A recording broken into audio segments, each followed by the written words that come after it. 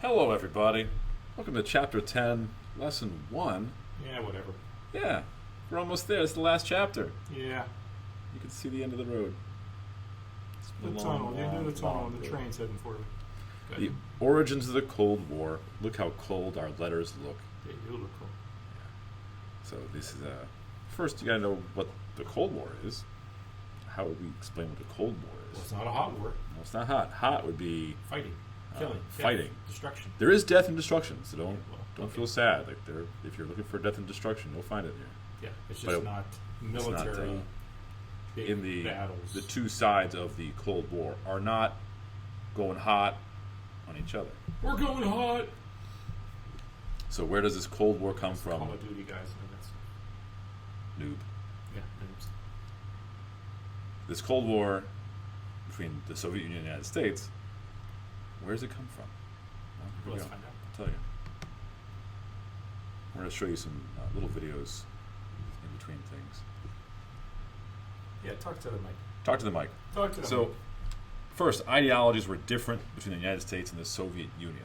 The U.S. was democratic and capitalist, and the Soviet Union was a dictatorship and communist. I'm still using my color coding there. Yes.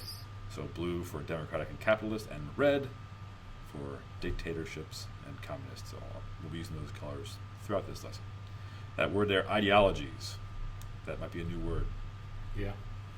What's it mean? Actually, it's an old word, but it might be new to some. I just made it up. Just made it up. It's it's a like new word, brand kind new. of beliefs, ideologies. The stuff you believe. So, We're going to learn about democratic capitalists and all that stuff. do you want to explain? I know what capitalist is. What's capital? It's a country that believes in making all their letters big. Uh, Capital. I'm not sure that's right. Nope. I don't think Oh, I know what it is. It's a country that has a capital. We have a capital. so. You're thinking of capital, not capital. Oh, Like, okay, I give up. yeah. Capitalism. Capital is Money. your resources, the stuff you have that you can use, and capitalism means how do you make your decisions in your economy? You make it based on the resources you've got and who controls the resources. So how do you decide who owns what land? Well, who wants to buy it? How do you decide what products to make? Who wants to make it? Who wants to sell it? Do you have the factory to make it? Then go ahead and make it. If you want to make electric pants with lights all over them, hey, if you have the money for it, make them. So it's whoever. Explain that again.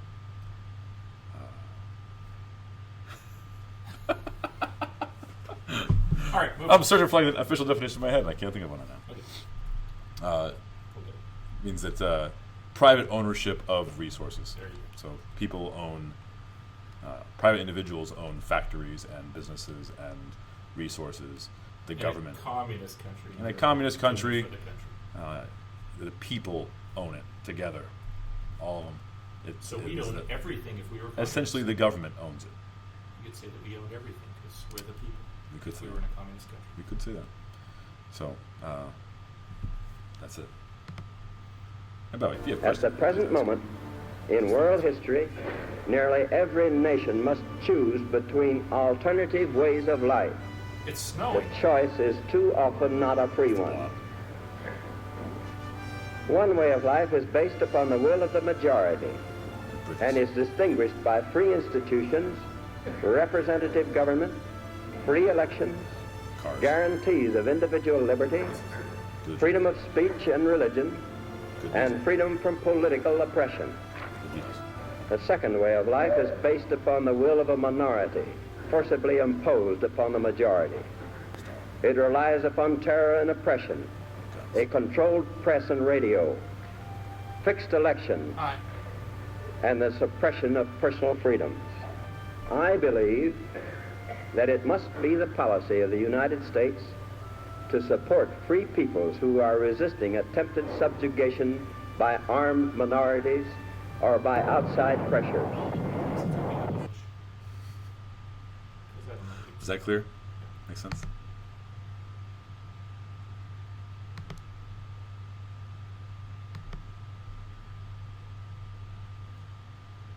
Containment is the next origin of Cold War, the next place it comes from. If we hadn't been trying to contain the communists, there wouldn't be much Cold War. But I put them in a container. in a sense, yeah. Like trying to stop the blob. You're trying to contain the blob. So our policy was to stop the spread of communism.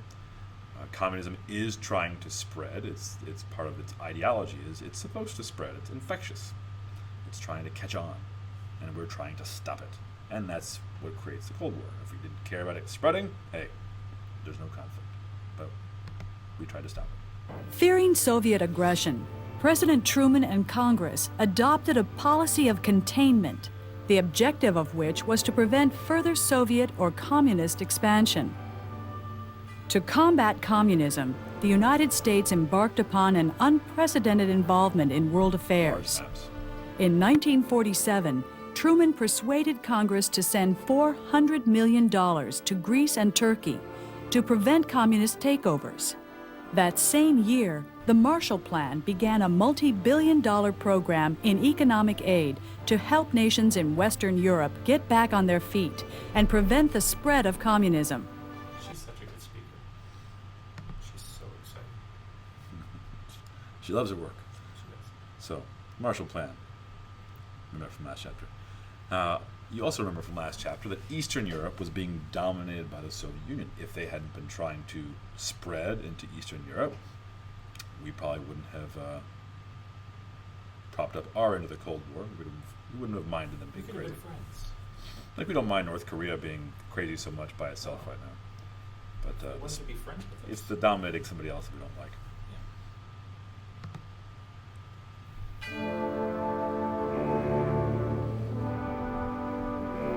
During World War II, the United States and the Soviet Union had been allies against Nazi Germany. But after the war, that alliance quickly disintegrated. Determined to protect itself from future invasion from the West and to advance communism, the Soviet Union, at the end of World War II, took control of countries in Eastern Europe, and an Iron Curtain descended across the continent. The Iron Curtain, the old Iron Curtain. The old iron shower curtain. And the NOW stands for NATO or Warsaw Pact. The NATO, in blue, stands for the North Atlantic Treaty Organization. Those are the capitalist democracies. So we formed our club. North Atlantic. Oh, those are the countries that are in the North Atlantic. And they made a treaty Yeah, organization. right. It's crazy. So they're very literal. Now the Warsaw Pact has, perhaps a much more sophisticated name. Yeah. We're very literal. They didn't put a lot of time into that. Warsaw Pact. They just, where are we right now, guys? We're in Warsaw. It's the Warsaw Pact. So the Warsaw Pact of communist dictatorships is their club versus our club. Good thing when they didn't finalize that they weren't in the bathroom. What? That would have been like the urinal pact or something like that. Yeah. So that's these are the two sides, and I guess that helps the Cold War to continue, or it makes it more of a Cold War when you form sides. Like once you form alliances, it kind of chills the relationship a little bit more. So that's making things a little more Cold War-ish. The United States also set up military bases around the world and entered Or around into the globe. military alliances with Latin American, European, and Asian nations.